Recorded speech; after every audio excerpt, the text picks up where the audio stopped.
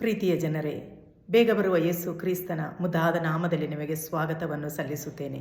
ಇವತ್ತಿನ ವೇದವಚನ ಧ್ಯಾನಕ್ಕಾಗಿ 1 ಪೇತ್ರ 5ನೇ ಅಧ್ಯಾಯ 7ರಿಂದ 9ನೇ ವಾಕ್ಯಗಳನ್ನು ನೋಡುವ. ನಿಮ್ಮ ಚಿಂತೆಯನ್ನೆಲ್ಲ ಆತನ ಮೇಲೆ ಹಾಕಿರಿ, ಆತನು ನಿಮಗೋಸ್ಕರ ಚಿಂತಿಸುತ್ತಾನೆ. ಸ್ವಸ್ಥಚಿತ್ತರಾಗಿರಿ, ಎಚ್ಚರವಾಗಿರಿ. ನಿಮ್ಮ ವಿರೋಧಿಯಾಗಿರುವ ಸೈತಾನನು ಯಾರನ್ನು ನುಂಗಲಿ ಎಂದು ಹುಡುಕುತ್ತಾ ತಿರುಗುತ್ತಾನೆ. ನೀವು ನಂಬಿಕೆಯಲ್ಲಿ ದೃಢವಾಗಿದ್ದು ಆತನನ್ನು ಎದುರಿಸಿರಿ. ದೇವರ ಮಕ್ಕಳೇ, ಈ ಒಂದು ವಾಕ್ಯದಲ್ಲಿ ನಮ್ಮ ವಿರೋಧಿಯಾಗಿರುವ ಸೈತಾನನು ಯಾರನ್ನು ನುಂಗಲಿ ಎಂದು ಹುಡುಕುತ್ತಾ ತಿರುಗುತ್ತಾನೆ ಎಂದು ಬರೆದಿದೆ. ನಾವು ಜೀವಿಸುತ್ತಿರುವುದು ಅಂತ್ಯಕಾಲದಲ್ಲಿ. ಯೇಸು ಕ್ರಿಸ್ತನ ಬರುವಣಿಗೆ ಎಷ್ಟೋ ಹತ್ತಿರವಾಗಿರುವಂಥ ಈ ಸಮಯದಲ್ಲಿ ಸೈತಾನನು ತನಗೆ ಸ್ವಲ್ಪ ಕಾಲವೇ ಇದೆ ಎಂದು ತಿಳಿದು ಯಾರನ್ನು ದೇವರ ಸನ್ನಿಧಿಯಿಂದ ತಪ್ಪಿಸಲಿ, ಯಾರನ್ನು ಬೀಳಿಸಲಿ, ಯಾರನ್ನು ನುಂಗಲಿ ಎಂದು ನಮ್ಮ ಸುತ್ತಲೂ ಗರ್ಜಿಸುವ ಸಿಂಹದ ಹಾಗೆ ತಿರುಗುತ್ತಾ ಇದ್ದಾನೆ ಎಂದು ದೇವರ ವಾಕ್ಯದಲ್ಲಿ ಬರೆದಿದೆ. ದೇವರ ಮಕ್ಕಳೇ, ಆದ್ದರಿಂದ ನಾವು ಎಚ್ಚರವಾಗಿರಬೇಕು. ನಿದ್ರೆ ಮಾಡುತ್ತಿರುವವರನ್ನು ಎಚ್ಚರಿಸುವುದು ತುಂಬ ಸುಲಭ, ಆದರೆ ನಿದ್ರೆ ನಟಿಸುತ್ತಿರುವವರನ್ನು ಎಚ್ಚರ ಮಾಡುವುದು ಬಹಳ ಕಷ್ಟವಾದಂಥ ವಿಷಯವಾಗಿದೆ. ಈ ಲೋಕದಲ್ಲಿ ಬಹುತೇಕ ಜನರು ನಿದ್ರೆ ನಟಿಸುತ್ತಿರುವವರಾಗಿದ್ದಾರೆ. ಅದರಿಂದ ನಾವು ಎಚ್ಚರವಾಗಿರಬೇಕು. ಸೈತಾನನನ್ನು ಎದುರಿಸಬೇಕೆಂದರೆ ಆತನ ತಂತ್ರಗಳನ್ನು ನಾವು ತಿಳಿದಿರುವವರಾಗಿರಬೇಕು. ಬಹಳ ಎಚ್ಚರಿಕೆಯಿಂದ ಜೀವಿಸುವವರಾಗಬೇಕು. ನಮ್ಮ ಜೀವನವನ್ನು ಕ್ರಮೀಕರಿಸಿಕೊಳ್ಳುವಂಥ ಮಕ್ಕಳಾಗಿರಬೇಕು. ಎರಡನೇದಾಗಿ ಇಲ್ಲಿ ಹೇಳುವುದು, ನಿಮ್ಮ ಚಿಂತೆಯನ್ನೆಲ್ಲ ಆತನ ಮೇಲೆ ಹಾಕಿರಿ. ನಮ್ಮ ಚಿಂತೆಯನ್ನೆಲ್ಲ ಯೇಸು ಕ್ರಿಸ್ತನ ಮೇಲೆ ಹಾಕಿರಿ ಎಂದು ಬರೆದಿದೆ. ನಮಗೋಸ್ಕರ ಚಿಂತಿಸುವಂಥ ದೇವರಿಗೆ ಸ್ತೋತ್ರವಾಗಲಿ.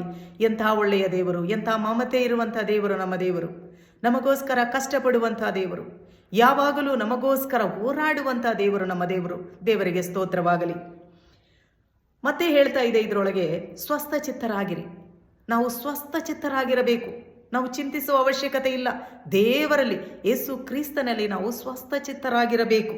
ಎಚ್ಚರವಾಗಿರಿ, ಬಹಳ ಮುಖ್ಯವಾದಂಥ ವಿಷಯ. ನೀವು ನಂಬಿಕೆಯಲ್ಲಿ ದೃಢವಾಗಿರಬೇಕು. ನಂಬಿಕೆಯಲ್ಲಿ ದೃಢವಾಗಿರಬೇಕು, ಚಂಚಲವಾಗಿರಬಾರದು. ನಮ್ಮ ನಂಬಿಕೆ ಯೇಸು ಕ್ರಿಸ್ತನಲ್ಲಿ ಸ್ಥಿರವಾಗಿರಬೇಕು. ದೇವರ ವಾಕ್ಯದಲ್ಲಿ ನಾವು ಸ್ಥಿರವಾಗಿರಬೇಕು. ದೇವರ ವಾಕ್ಯ ನನ್ನ ಕುರಿತು ಏನು ಹೇಳುತ್ತಿದೆ, ದೇವರ ವಾಗ್ದಾನ ನನ್ನ ಜೀವನದ ಕುರಿತು ಏನಿದೆ ಎನ್ನುವ ಒಂದು ದೃಢ ನಿಶ್ಚಯ ನಮಗಿರಬೇಕು. ಅದಕ್ಕೆ ವಿರೋಧವಾಗಿ ಸೈತಾನನು ಏನೇ ಹೇಳಿದರೂ ಅದಕ್ಕೆ ನಾವು ಕಿವಿಗೊಡಬಾರದು. ಆ ಆಲೋಚನೆ ನಮ್ಮ ಮೆದುಳಿಗೆ ಹೋಗಬಾರದು. ನಮಗೆ ವಿರೋಧವಾಗಿರುವಂಥ ಎಲ್ಲ ಆಲೋಚನೆಗಳನ್ನು ಯೇಸು ಕ್ರಿಸ್ತನ ನಾಮದಲ್ಲಿ ನಾವು ತೊಲಗಿಸಬೇಕು. ನಾವು ನಂಬಿಕೆಯಲ್ಲಿ ದೃಢವಾಗಿದ್ದರೆ ಆತನನ್ನು ಎದುರಿಸುವುದು ಬಹಳ ಸುಲಭವಾಗಿರುತ್ತದೆ. ಯಾರು ದೇವರ ನಂಬಿಕೆಯಲ್ಲಿ ದೃಢವಾಗಿರುತ್ತಾರೋ ಅವರ ಹತ್ತಿರ ಸೈತಾನನ ಯಾವ ತಂತ್ರಗಳು ಕೂಡ ನಡೆಯುವುದಿಲ್ಲ. ಯಾಕೋಬನ ಬರೆದ ಪುಸ್ತಕದಲ್ಲಿ ಈ ರೀತಿ ಬರೆದಿದೆ. 4ನೇ ಅಧ್ಯಾಯ 7ನೇ ವಾಕ್ಯದಲ್ಲಿ, ದೇವರಿಗೆ ವಿಧೇಯರಾಗಿರಿ, ಸೈತಾನನ್ನು ಎದುರಿಸಿರಿ, ಆಗ ಆತನು ನಿಮ್ಮನ್ನು ಬಿಟ್ಟು ಓಡಿ ಹೋಗುವನು. ಎಂಥ ಒಂದು ಅದ್ಭುತವಾದಂಥ ವಾಕ್ಯ, ಎಂಥ ಒಂದು ಅದ್ಭುತವಾದಂಥ ಭರವಸೆ. ನಾವು ದೇವರಲ್ಲಿ ನಾವು ಅಧೀನರಾಗಿರಬೇಕು. ದೇವರ ವಾಕ್ಯಗಳಿಗೆ ಅಧೀನರಾಗಿರಬೇಕು. ನಾವು ಆತನನ್ನು ಎದುರಿಸಬೇಕು.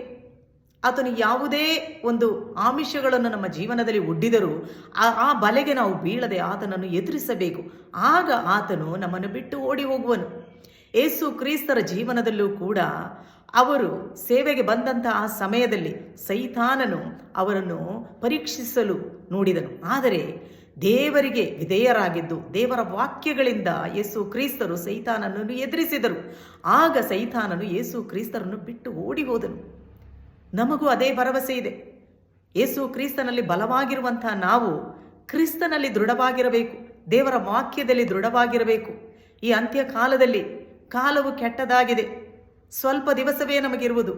ಆದುದರಿಂದ ಸಮಯವನ್ನು ವ್ಯರ್ಥ ಮಾಡದೆ, ಸಮಯವನ್ನು ಕಾಲಹರಣ ಮಾಡದೆ, ದೇವರ ವಾಕ್ಯದಲ್ಲಿ ಜಾಗೃತರಾಗಿದ್ದು, ಎಚ್ಚರವಾಗಿದ್ದು, ದೇವರ ಸನ್ನಿಧಿಯಲ್ಲಿ ನಮ್ಮ ಜೀವನವನ್ನು ಕ್ರಮೀಕರಿಸಿಕೊಂಡು ಜೀವಿಸುವುದಾದರೆ ಸೈತಾನನನ್ನು ಎದುರಿಸಿ ಜಯಶಾಲಿಗಳಾಗಿ ನಾವು ಕ್ರಿಸ್ತನಲ್ಲಿ ಜೀವಿಸಬಹುದು. ದೇವರ ಮಕ್ಕಳೇ, ನಿಮಗೋಸ್ಕರ ಪ್ರಾರ್ಥಿಸುತ್ತೇನೆ.